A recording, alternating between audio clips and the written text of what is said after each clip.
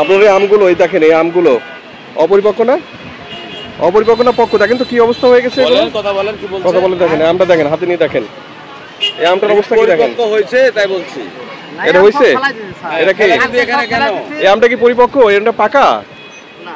তা আপনি একদম যে টার্মিনালে, একদম যে ইয়ে টার্মিনালের যে একটা মূল জায়গায় যে বিক্রি করছেন, এই সবই তো এগুলো নষ্ট আম।